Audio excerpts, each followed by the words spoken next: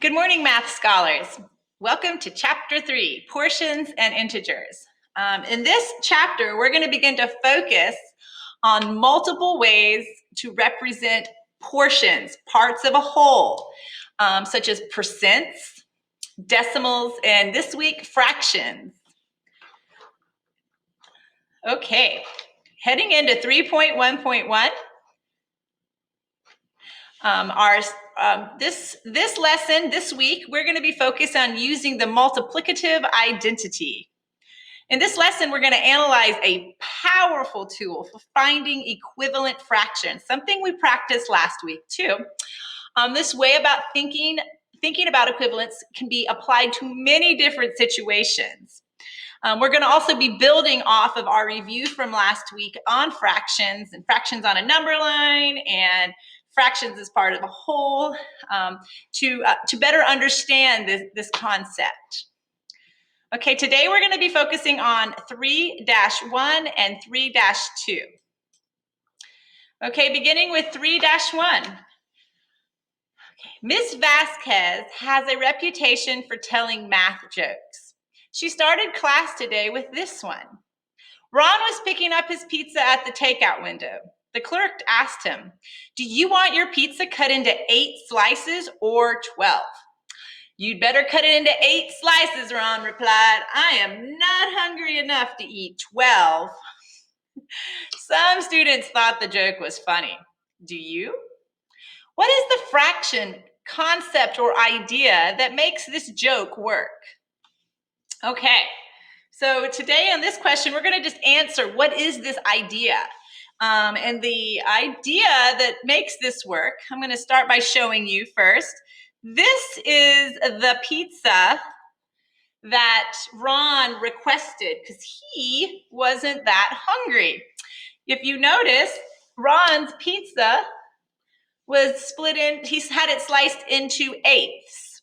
So he has 1, 2, 3, 4, 5, 6, 7, 8, because the denominator, which is an 8, tells us how many parts it is divided into. But notice it's still a whole pizza.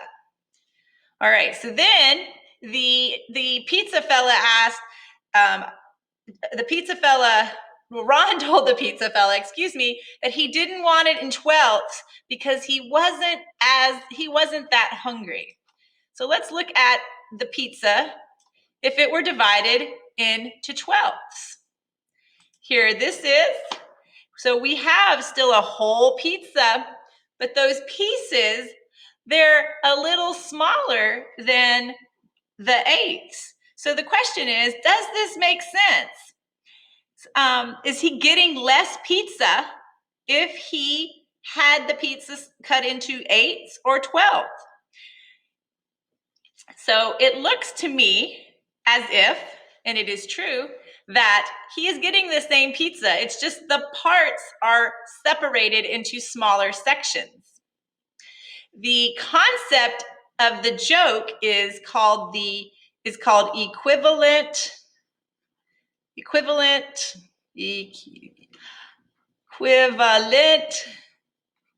fractions. That is going to be our focus this week, is making equivalent fractions using the giant 1. Just to kind of get a better understanding of equivalent fractions, let's just say, for argument's sake, that Ron decides he wanted this broken into 4ths. So I'm going to break this 1/8, this pizza that's divided into 8ths, I'm going to split it into 4ths. So we have 1/4 here, 1/4 here, 1/4 here, and 1/4 here. Okay, but if you notice within the 1/4, he's getting 2 slices that are 2/8. So you could say that 2/8 is equal to 1/4. And that, my friend, are equivalent fractions. Okay, moving along to 3-2. Lasagna. Okay. Less is more? Frankie mother made a big pan of lasagna last night. She cut the lasagna into fourths and ate one piece. I'm sorry. Then she put away the 3 pieces of leftover lasagna by cutting them each in half and repackaging the results. This process fascinated Frankie. How can you make something smaller and still end up with more, she asked. So it says, first part of our problem is they want us to write a fraction that represents how much lasagna was left over after Frankie's mother ate her dinner. So I'm going to take, this is the original lasagna. I'm going to take it, Frankie's mom's lasagna. I'm going to slice it in to fourths. So we have 1/4. Whew, that is some delicious looking lasagna. I have to tell you, if I ate it all, I think I'd be asleep. And then there's 1/4. And then we're going to say this is 1/4. But you know what? This is the piece that Frankie ate. Or Frankie's mother, excuse me. Frankie's mother ate. Okay, it is all gone and she is full.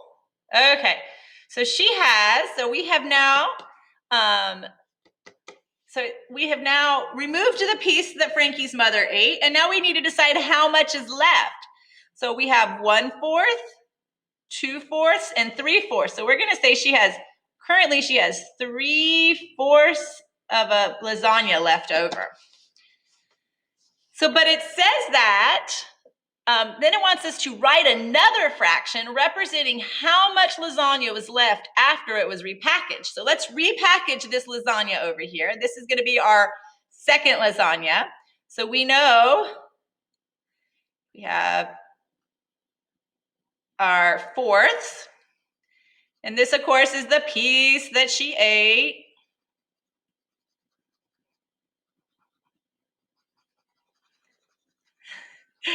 Make it all nice and gone. Okay, so now then she split each quarter in half. So now we have 1/4. Let's count. We have 1. Whoops, you know what though? We have to remember this over here, 2. So we have 1, 2, 3, 4, 5, 6, 7, and 8. So there's 8. There would have been 8 pieces originally. So we have 1/8, 2/8, 3, 4/8, 5/8, and whoops, excuse me, I wrote 6/8.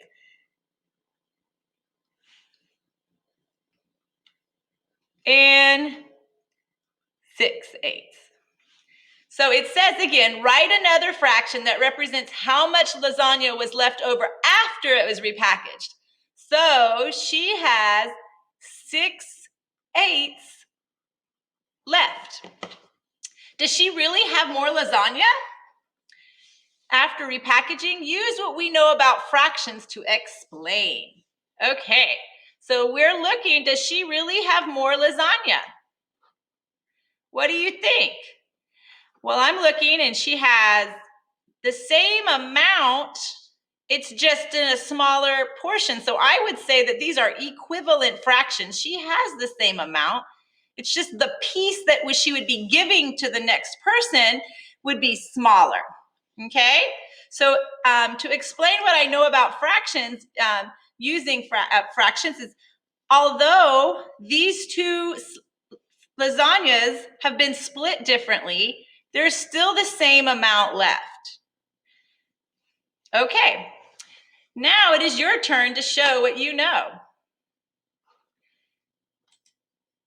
Today in class, you're going to complete 3-1 questions 1 through 3, excuse me, and then 3-2 questions 4 through 9. Be sure to also fill out your conclusion at the end, and turn it in for a grade. As always, math scholars, if you need any help, I am here to support you. Just come back in and ask. All right, thank you.